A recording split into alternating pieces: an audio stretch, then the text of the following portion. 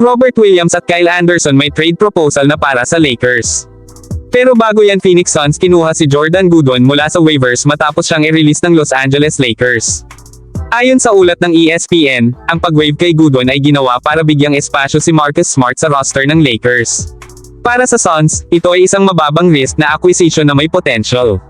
Kilala si Goodwin sa kanyang depensa, hustle, at pagiging willing contributor sa kahit anong role. Sa isang team na naghahanap ng backcourt depth, may ituturing na magandang dagdag si Goodwin para sa second unit ng Phoenix.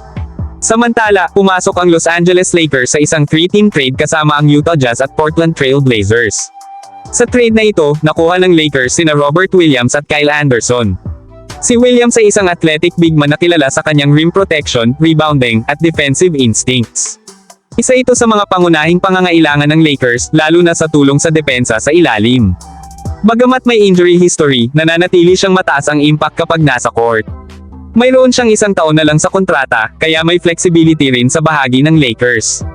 Bukod kay Williams, kinuha rin ng Lakers si Kyle Anderson, isang veteranong forward na may mataas na basketball IQ. Maayos siya sa ball movement, playmaking, at depensa. Kahit hindi scorer, nakakatulong siya sa execution ng half-court offense at sa fluidity ng laro. May 2 taon pa sa kanyang kontrata, kaya may stability ang Lakers sa wing position, lalo na para sa bench unit o sa situational lineups. Bilang kapalit, ipinadala ng Lakers si Gabe Vincent sa Utah Jazz, kasama ang isang second-round pick para sa taong 2032. Si Vincent ay may playoff experience at kilala bilang solid defender at spot-up shooter, pero nagkaroon ng mabigat na injuries noong nakaraang season. Sa Jazz, maaari siyang makakuha ng mas malaking role at pagkakataong makabawi sa kanyang dating anyo.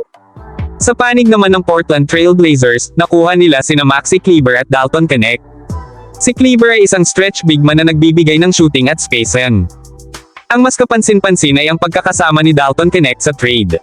Si Knecht ay first-round pick ng Lakers nakaraang taon, pero ayon sa mga ulat, dahilan ng pagkakasama niya sa deal ay ang kanyang hindi magandang performance sa Summer League.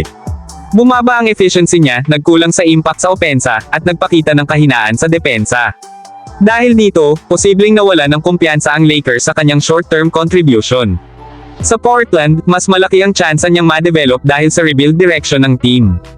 Sa kabuuan, nakuha ng Lakers ang 2 veteranong makakatulong agad sa kanilang kampanya. Nadagdagan ng defensive depth, naging mas versatile ang rotation, at napanatili ang flexibility sa contracts. Sa kabilang banda, ang Jazz at Blazers ay tumanggap ng mga piyesang naaayon sa kanilang direksyon, development at long-term planning. Maaaring hindi headline itong trade na ito, pero malinaw na may malinaw na intensyon at direksyon ang bawat koponan sa galaw na ito. E-comment na lang nyo ang inyong opinion kung may time po kayo at huwag po kalimutan mag-like at mag-subscribe sa channel para sa latest Lakers update. Maraming salamat po.